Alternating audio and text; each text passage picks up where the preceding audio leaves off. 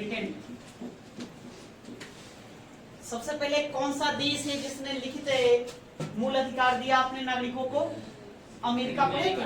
America का संविधान 1789 में लिखा गया, लेकिन उसके मूल संविधान में मौलिक अधिकार का कोई प्रावधान नहीं था। तब उसने क्या किया? 1791 में संशोधन करके नागरिकों को अपना मूल अधिकार प्रदान करेगा। उसी प्रकार से फिर हमने देखा था कि फिर 1789 कहां पर फ्रांस की राज्य क्रांति हुई। तो फ्रांस की राज्य क्रांति के बाद फ्रांस में भी मूल अधिकार दिया गया। नहीं, जनता को नागरिक अधिकार कहिए कि नागरिक अधिकार प्रदान किए गए, यहाँ प्रदान किया गया। उसके बाद अगर हम भारत भूमि की बात करें तो भारत में सबसे पहले मूल अधिकार कब लाया गया? हमने बताया था कि संविधान विधेयक 1895, इसमें पहली बार मूल अधिकारों का उल्लेख किया गया था। यहां हमने देखा। फिर हमने बताया कि मोतीलाल नेहरू द्वारा, पंडित मोतीलाल नेहरू के द्वारा एक रिपोर्ट प्रकाशित किया गया था। कौन सा रिपोर्ट है? नेहरू रिपोर्ट। इस नेहरू रिपोर्ट में भी मूल अधिकार का उल्लेख किया गया। उसके बाद कांग्रेस को हमने बताया कि 1927 कांग्रेस का मद्रास अधिवेशन और 1931 कांग्रेस का कराची अधिवेशन, इन दोनों अधिवेशनों में भी मूल अधिकार से संबंधित प्रस्ताव लाए गए। लेकिन पारित कहाँ होगा? कराची में होगा। ये हमने यहाँ तक पढ़ा। उसके बाद फिर हमने देखा कि संविधान सभा का जब गठन हुआ, संविधान सभा, तो इस संविधान सभा के अंतर्गत मूल अधिकार से संबंधित 2 समितियां बनाया गया था। कौन कौन? एक सरदार वल्लभ भाई पटेल के नेतृत्व में, और एक जेबी कृपलानी के नेतृत्व में बनाया गया था। 2 समितियां बना था। यहाँ एक उप समिति थी, मौलिक अधिकारों से संबंधित उप समिति था यहाँ नहीं, और ये मौलिक अधिकारों से संबंधित क्या था जी? समिति था। ठीक है, 2 समितियां यहाँ बना, और इन्हीं 2 समितियों के आधार पर भारत के संविधान का भाग 3, कौन सा भाग? भाग 3 में अनुच्छेद 12 से लेकर 36 तक मौलिक अधिकारों का 35 तक मौलिक अधिकारों का क्या किया गया है? उल्लेख किया गया। नहीं तो ये मूल संविधान में कितने प्रकार का मौलिक अधिकार दिया गया? 7 प्रकार का दिया गया था। लेकिन वर्तमान में कितने प्राप्त है? 6 प्रकार का प्राप्त। हमने पढ़ा था वो 6 का 6 कौन कौन है? एक तो अनुच्छेद 12, इसमें क्या उल्लेख किया गया? देखिए, मौलिक अधिकार हमको किसके विरुद्ध मिला है? राज्य के विरुद्ध। बताया थे कल ना कि मौलिक अधिकार राज्य के विरुद्ध मिला है। तो राज्य क्या होता है, इसी का उल्लेख अनुच्छेद 12 में किया गया। अर्थात अनुच्छेद 12 में किसका उल्लेख है? राज्य शब्द की परिभाषा, राज्य शब्द की परिभाषा उस कहां देखने को मिलेगा? अनुच्छेद 12। देखिए, राज्य शब्द की परिभाषा की हम बात करें तो एक आपको मिलेगा भाग 3, एक आपको मिलेगा भाग 4, और फिर मिलेगा आपको भाग 6। तो भाग 3 के अनुच्छेद 12, भाग 4 का अनुच्छेद 36 और भाग 6 का अनुच्छेद 152। इन 3 जगहों पर राज्य शब्द की परिभाषा का उल्लेख किया गया है कि राज्य आखिर होता क्या। नहीं, भाग 4 में हम डीपीएसटी के बारे में पढ़ेंगे, direct principle of state policy, राज्य के नीति निर्देशक तत्व, तो भी राज्य के द्वारा ही अप्लाई किया जाए। भाग 3 में मौलिक अधिकारों का उल्लेख है, वो भी राज्य के विरुद्ध ही मिला। आखिर राज्य होता क्या है, उसी को परिभाषित इन आर्टिकल में किया गया है, अनुच्छेदों में किया गया है। तो तीनों जगह इसकी व्याख्या सेम की। ठीक है, तो पहले हम यहाँ जान लेते हैं शब्द। राज्य शब्द के अंतर्गत क्या आएगा? तो राज्य शब्द के अंतर्गत देखिए क्या आएगा। एक आपका आएगा संघ सरकार एवं संसद। मतलब देश की जो गवर्नमेंट है, सरकार है, वो ऑफ पार्लियामेंट, इसको हम क्या कहेंगे? राज्य कहेंगे। अनुच्छेद 12 कहता है कि आपका राज्य है। फिर राज्य सरकार एवं राज्य विधान मंडल, ये भी आपका क्या हो गया, राज्य के श्रेणी में आता है। फिर और राज्य की श्रेणी में कौन आता है, स्थानीय प्राधिकारी, स्थानीय प्राधिकारी। स्थानीय प्राधिकारी कहने का मतलब क्या, जैसे नगर पालिकाएं, ग्राम पंचायत, ये सब क्या है, राज्य की श्रेणी में आएगा। फिर अन्य प्राधिकारी, ये भी क्या आएगा, राज्य की श्रेणी के अंतर्गत आएगा। ठीक है, प्राधिकारी समझते हैं, प्राधिकारी क्या होता है, प्राधिकारी क्या है, देखो प्राधिकारी मतलब कि प्रत्येक वह व्यक्ति और संस्था, इसमें दोनों शामिल हो जाएगा, व्यक्ति और संस्था दोनों शामिल हो जाएगा। वैसे व्यक्ति या वैसे संस्था जिसको नियम या विधि बनाने का अधिकार हो या उसको लागू करने का अधिकार हो, वो क्या कहलाएगा, प्राधिकारी कहलाएगा। नहीं, जैसे कि आप देख रहे हैं एलआईसी क्या है, एलआईसी को राज्य शब्द के अंतर्गत रखा गया। ओएनजीसी ये सब क्या, ये भी क्या है, राज्य शब्द क्या, राज्य के अंतर्गत है। विश्वविद्यालय, यूनिवर्सिटी, वो भी क्या है, राज्य के अंतर्गत ही आएगा। आज सरकारी विद्यालय जितने हैं वो सभी के सभी राज्य के अंतर्गत आएगा। क्या प्राइवेट स्कूल राज्य के अंतर्गत आएगा, प्राइवेट स्कूल राज्य के अंतर्गत नहीं आएगा। या वैसे निजी स्कूल जो सरकार के द्वारा संचालित हो, जिसमें भारत सरकार का या राज्य सरकार का कम से कम 95% अनुदान हो, तो उसको हम राज्य के अंतर्गत रखेंगे, अन्यथा राज्य के अंतर्गत नहीं रखेंगे। ठीक है, तो देखिए यहाँ पर अनुच्छेद 12 में राज्य शब्द की परिभाषा का बहुत ही विस्तृत व्याख्या किया गया, बहुत ही अच्छी तरह से विस्तृत ढंग से इसकी व्याख्या किया गया। क्योंकि आप अपने मौलिक अधिकारों के विरुद्ध किसके विरुद्ध जाएंगे, मौलिक अधिकार तो राज्य के ही विरुद्ध जाएंगे। आखिर तो राज्य आखिर होगा, इसीलिए पहली बार अनुच्छेद 12 में इसकी व्याख्या विस्तारित रूप से कर दिया गया है। प्राधिकारी क्या होता है, इसको थोड़ा समझेंगे, अभी बताया हमने तो लिखेंगे प्राधिकारी क्या होता है।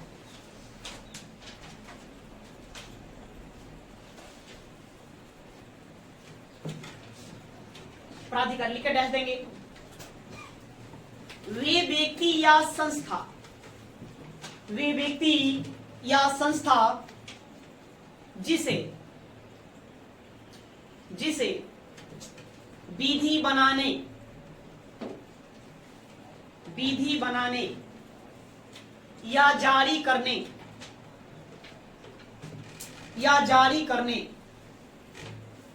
या फिर लागू करने का अधिकार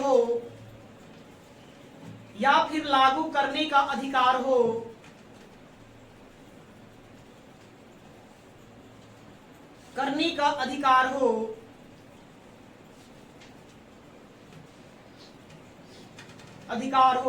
वे प्राधिकारी के अंतर्गत आते हैं। वे प्राधिकारी के अंतर्गत आते हैं। वे प्राधिकारी के अंतर्गत आते हैं।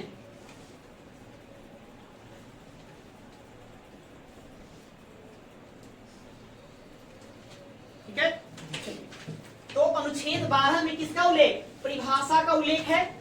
अब ये हम लोग देखेंगे अनुच्छेद 13। अनुच्छेद 13 इसमें किसका उल्लेख किया गया है, आर्टिकल 13। तो देखिए इसे मौलिक अधिकार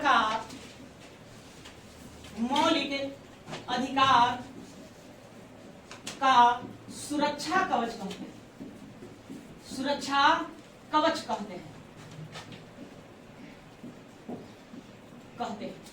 आखिर क्यों सुरक्षा कवच कहते हैं, तो इस अनुच्छेद के तहत न्यायालय को न्यायिक पुनरावलोकन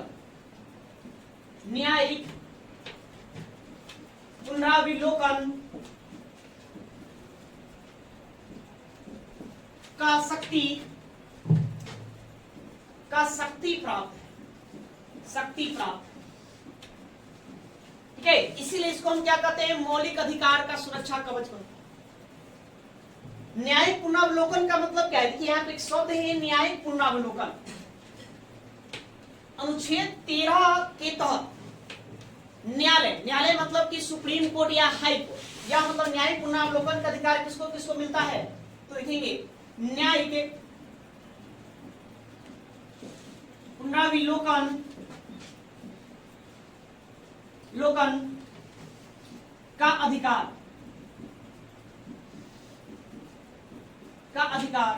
उच्चतम न्यायालय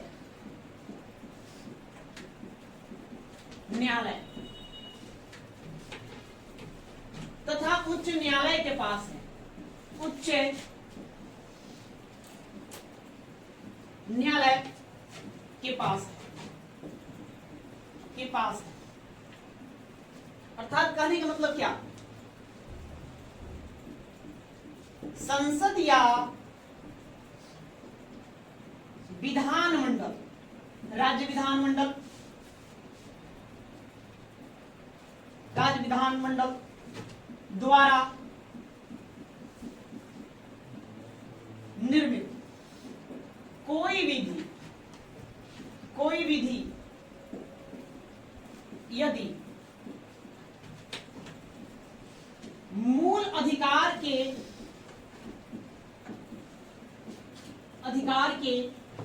असंगत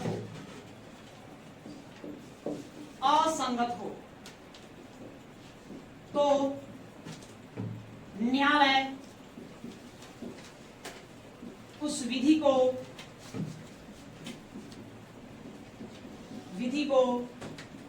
समाप्त कर सकता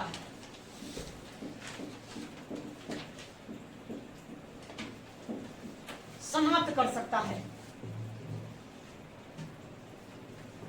सीधा सीधा आपसे प्रश्न पूछा जाएगा कि न्यायालय को न्यायिक पुनरावलोकन का अधिकार कौन सा अनुच्छेद देता है, कौन सा आर्टिकल कौन सा, 13। अनुच्छेद 13 में स्पष्ट लिखा गया है कि यदि संसद या विधानसभा या राज्य विधानमंडल कोई भी विधि बनाई, अगर वह विधि मूल अधिकार के असंगत है, ठीक है, मतलब मूल अधिकार का हनन कर रहा है, तो न्यायालय उसको क्या कर सकता है, समाप्त कर सकता है।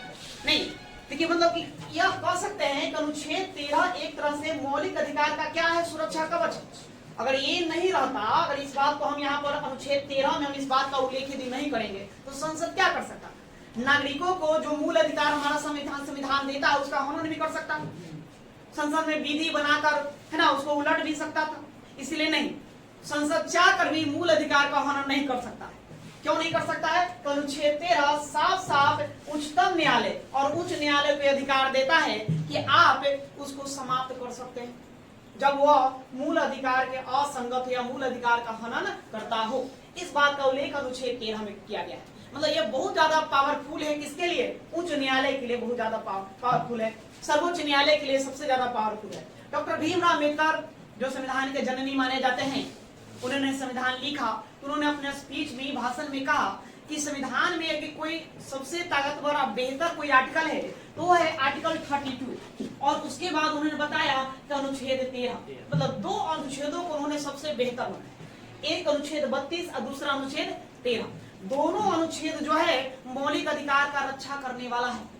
उन्होंने, डॉक्टर भीमराव अम्बेडकर ने अनुच्छेद 32 को भारतीय संविधान की, है ना, भारतीय संविधान का आत्मा कहा, आत्मा की संज्ञा देंगे, ठीक है। कोई प्रस्तावना को भी आत्मा की संज्ञा दिया जाता है, लेकिन डॉक्टर अम्बेडकर द्वारा अनुच्छेद 32 को भारतीय संविधान के क्या कहा जाएगा, आत्मा कहा जाएगा। इसको हम आगे पढ़ेंगे, ठीक है। तभी अनुच्छेद आपको 13 पर ध्यान देना। अनुच्छेद 13 समझ क्या कहता है, जब भी संसद या राज्य विधानमंडल कोई विधि बनाता है और वह विधि मूल अधिकारों का हनन करता हो, नहीं, संविधान के असंगत हो, तो न्यायालय क्या कर सकता है, उसको समाप्त कर सकता है। न्यायालय को उस विधि को जांचने का अधिकार दिया गया है, यह अनुच्छेद 13 कहता है।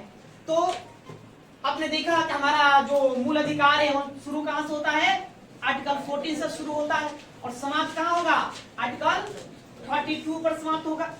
नहीं, हालांकि भाग 3 शुरू होता है ऐसे 12 से, जाएगा कहां तक, 35 तक, अर्थात शुरू में 12 और 13 और अंत में फिर हम देखेंगे कौन, 33, 34 और 35, ठीक है। ये तो ये 12, 13 समझ गए। पहले 12 में राज्य शब्द की परिभाषा दिया, 13 में क्या बताया 13 में बताया कि मौलिक अधिकारों की रक्षा करने की शक्ति किसको हम देते हैं? न्यायालय को देते हैं, है ना। अनुच्छेद 13 ही मूल अधिकारों का क्या कहलाएगा? सुरक्षा कवच कहलाएगा, यही हमारी रक्षा करेगा। इसका उल्लेख यहाँ किया गया है, ठीक है। अब हम बात करेंगे मौलिक अधिकारों की। तो मौलिक अधिकारों में सबसे पहले हम पहला पढ़ेंगे समता, या इसी को क्या कहते हैं? समानता का अधिकार। जो कहां से कहां तक? यह चलेगा अनुच्छेद 14 से अनुच्छेद 18 तक, ठीक है। इसको पढ़ेंगे। इसमें सबसे पहले हम देखते हैं आर्टिकल 14।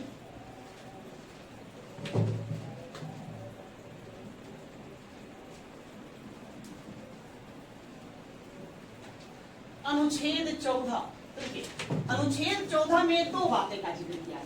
पहला, विधियों का समान संरक्षण, विधियों का समान संरक्षण।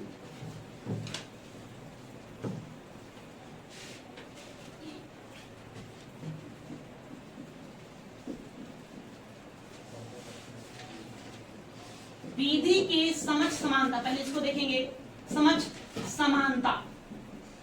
उसके बाद फिर इसी में दूसरा बात लिखा गया है कि विधियों का समान संरक्षण, समान संरक्षण। दो बातें मूलतः अनुच्छेद 14 में देखने को मिलता है। एक विधि के समझ समानता, विधि के समझ समानता, इसका कहने का मतलब क्या है? ये विधि के समझ समानता कहने का मतलब है कि यदि संसद या राज्य विधानमंडल जो भी विधि बनाएगा उस सब पर क्या होगा?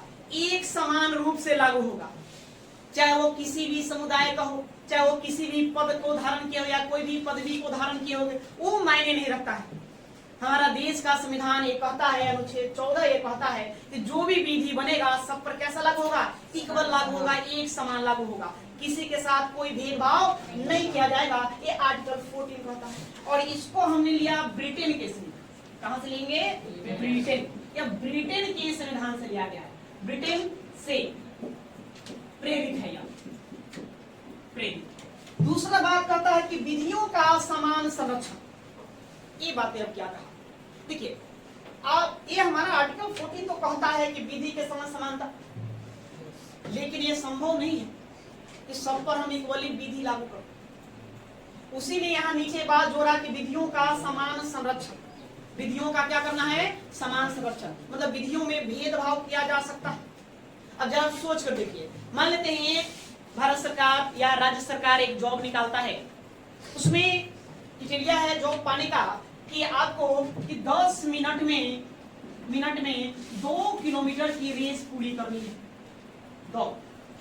अब बताइए, क्या जो महिलाएं हैं, लड़कियां हैं, वो भी उसी समान से दौड़ लेगी? या कोई मान लो तो विकलांग, तो क्या संभव है? दौड़ना संभव है? नहीं, वो तो नहीं दौड़ पाएगा ना, नहीं दौड़ पाएगा। तो फिर ये बात कैसे होगा कि विधि के समान समानता? कहाँ विधि सब पर इक्वल लागू हुआ? नहीं लागू हुआ।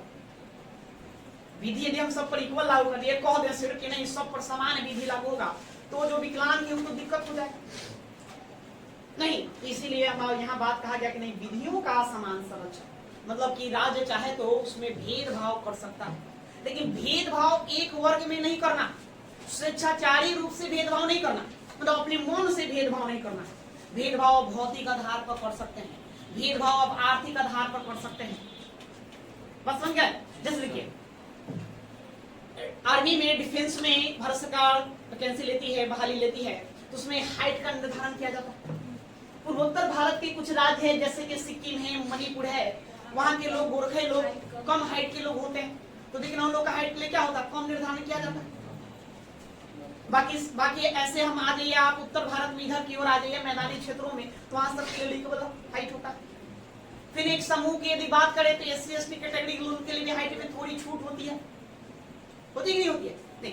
तो इस तरह से आप भेदभाव कर सकते हैं, लेकिन आप किसी जाति के आधार पर भेदभाव नहीं करेंगे, जातिगत रूप से भेदभाव नहीं करेंगे, एक ही वर्ग के लोगों के साथ भेदभाव नहीं करेंगे। नहीं, आपको करना ही पड़ेगा, तो अभी जाकर के ये कह सकते हैं, नहीं तो ये संभव ही नहीं है कि आप विधि के समझ समानता, मतलब कि एक विधि बनाएंगे आप सब पर इक्वल लागू कर देंगे, ऐसा संभव है। भारत सरकार क्या किया, मान लेते बिहार सरकार ब्लॉक में योजना लेकर आया रेडियो वितरण करने का, कि भाई रेडियो बांट दो सब में, तो क्या सबको हम रेडियो दे देंगे?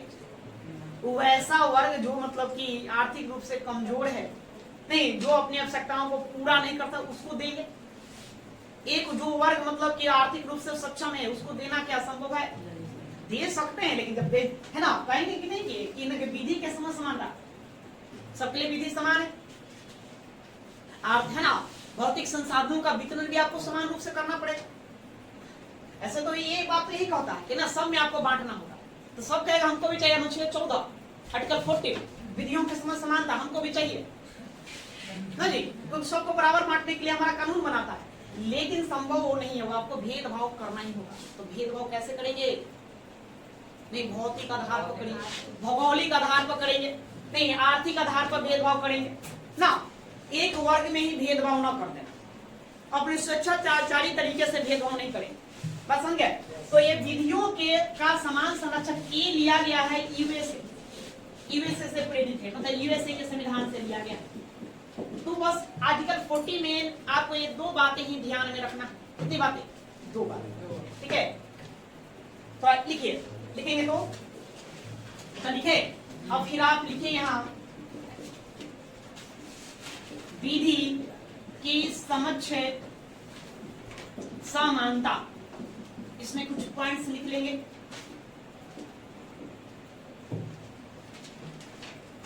संसद या राज्य विधानमंडल,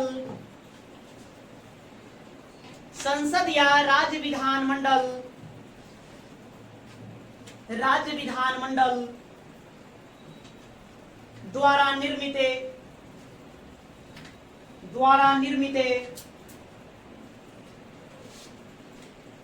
कोई भी विधि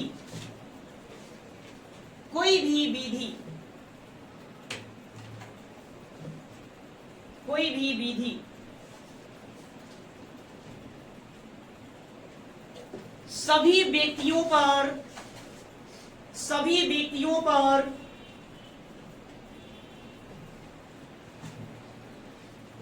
पर एक समान रूप से लागू होगा,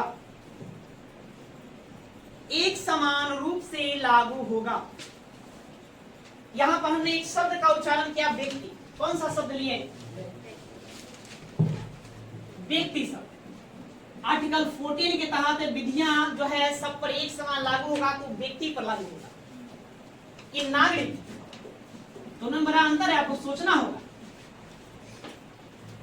ये प्रश्न आपको पूछेगा वनडे में, निम्नलिखित में कौन सा मूल अधिकार या मौलिक अधिकार विदेशियों को भी दिया जाता है? तो यहाँ पर हमने शब्द का प्रयोग किया व्यक्ति, तो व्यक्ति में कौन आ जाएंगे? इस देश का नागरिक हो जाएगा, नागरिक, और नागरिक, जो नागरिक नहीं है, विदेशी भी शामिल हो जाएंगे व्यक्ति में, विदेशी भी शामिल हो जाएगा व्यक्ति में। विदेशी लोग भी अगर इंडिया में है तो व्यक्ति कहलाएगा, ठीक, उसको हम नागरिक न कहेंगे, व्यक्ति तो कहेंगे ना। यहाँ व्यक्ति शब्द का प्रयोग किया गया, मतलब समझ रहे हैं कि भारत में भी कोई अगर उस समय व्यक्ति कोई है तो उस पर भी यह लागू होता है, नागरिक नहीं। इस 10 शब्द पर आपको ध्यान देना है। आगे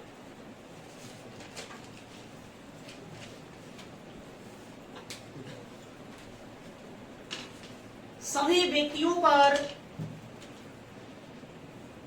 व्यक्तियों के समक्ष, ऐसे लिखेंगे, सभी व्यक्तियों के समक्ष विधि समान रूप से समान होगा,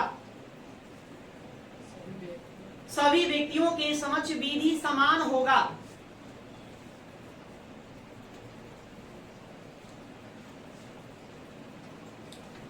चाहे वह व्यक्ति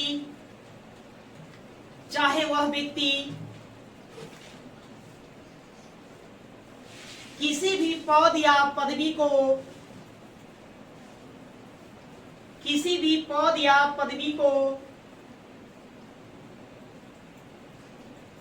को धारण किया हो,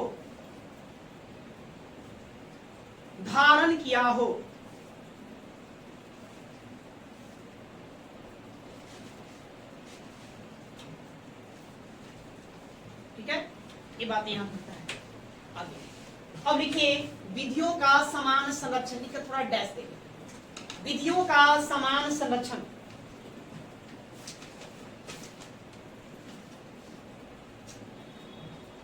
विधियों का समान संरक्षण।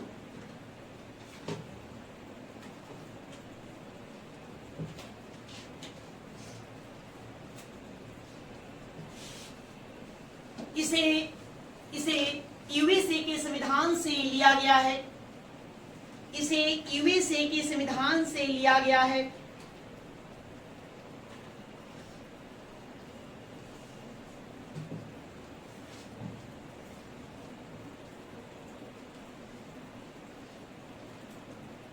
लिया गया है। आगे राज्य विधियों को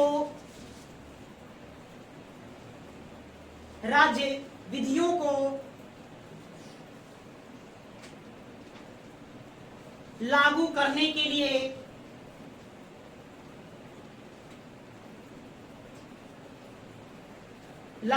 के लिए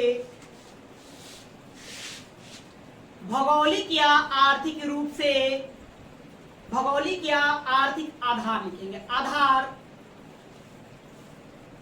भौगोलिक या आर्थिक आधार, आर्थिक आधार पर भेदभाव कर सकता है।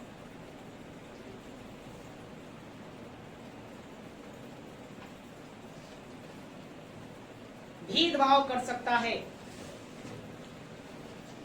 लेकिन एक ही वर्ग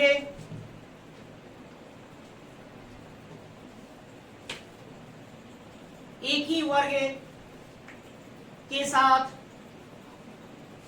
एक ही वर्ग के साथ या स्वेच्छाचारी रूप से, स्वेच्छाचारी रूप से विधियों का संरक्षण, विधियों का संरक्षण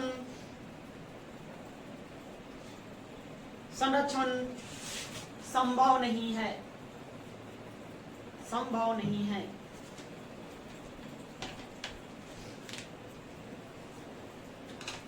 ठीक है, बात समझ गए?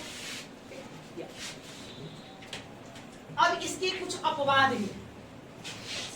इसके क्या है? हाँ, कुछ अपवाद है आर्टिकल 14 के। तो अपवाद क्या है? जैसे कि राष्ट्रपति, राष्ट्रपति को हमने विशेषाधिकार दे दिया, उस पर अनुच्छेद 14 लागू नहीं होता। राज्यपाल भी हैं, उनको भी विशेषाधिकार मिला हुआ, उन पर भी अनुच्छेद 14 लागू नहीं होता। राजदूत, जिसको अम्बेसडर कहते हैं, या उच्चायुक्त, जो भारत का प्रतिनिधित्व विदेशों में करते हैं, उन पर ये लागू नहीं होता है ना। ये 4 कैटेगरी के, 3 कैटेगरी के लोगों को, है ना, राष्ट्रपति, राज्यपाल, राजदूत या फिर उच्चायुक्त। उच्चायुक्त और राजदूत में अंतर बताया थे आपको। राष्ट्रमंडलीय देशों में जो भारत का प्रतिनिधित्व करता है उसको हम क्या कहते हैं? उच्चायुक्त कहते हैं।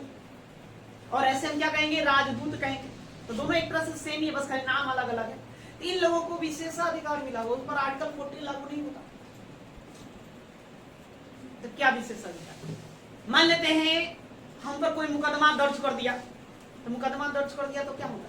कोई हत्या का मुकदमा दर्ज किया, पुलिस हमें गिरफ्तार करके ले जाए, लेकिन राष्ट्रपति को नहीं ले जाए, तो क्या ये भेदभाव हुआ कि नहीं हुआ?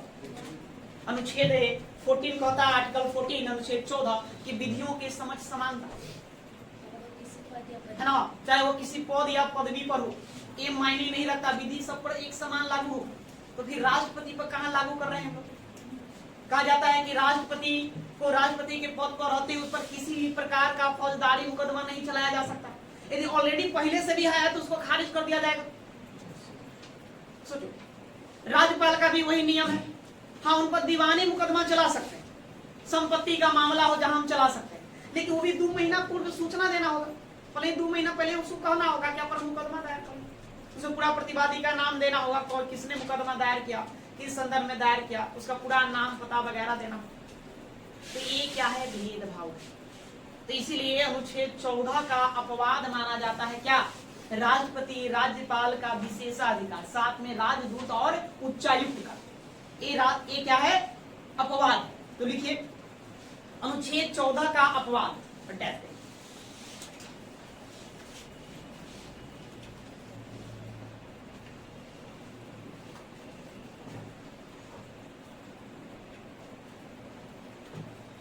अनुच्छेद 14 का अपवाद।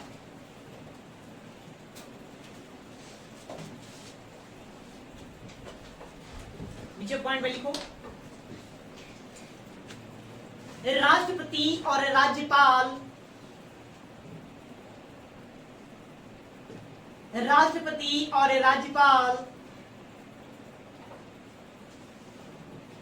राज्यपाल को विशेषाधिकार प्राप्त है, को विशेषाधिकार प्राप्त है।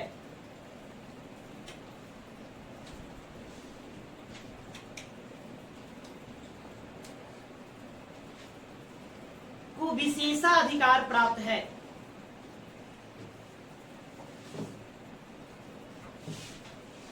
प्राप्त है। अतः अनुच्छेद 14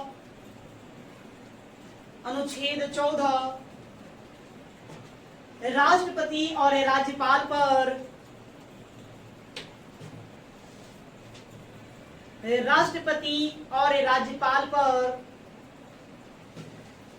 लागू नहीं होता है।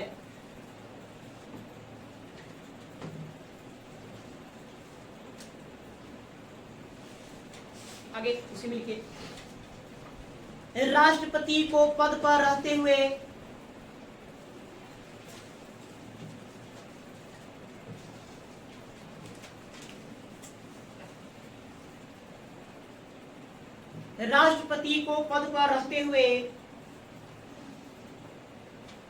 किसी भी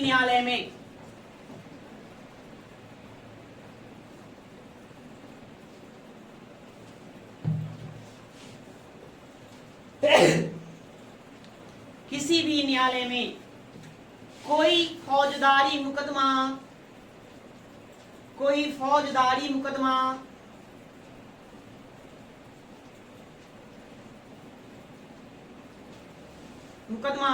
नहीं चलाया जा सकता।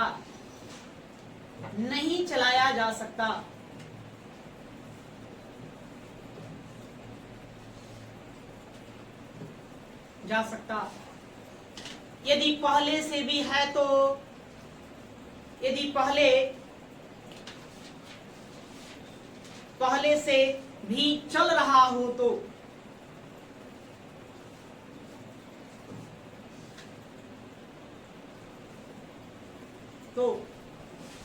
वह समाप्त हो जाता है।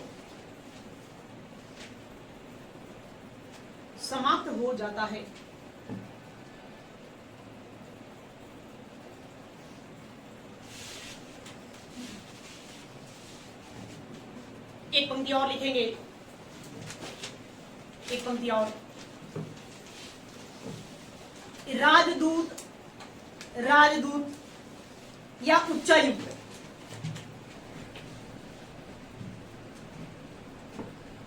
राजदूत एम्बेसडर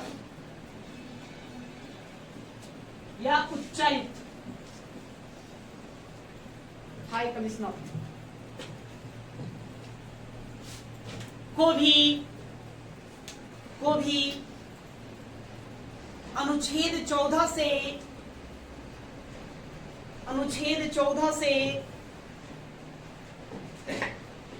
मुक्त किया गया है।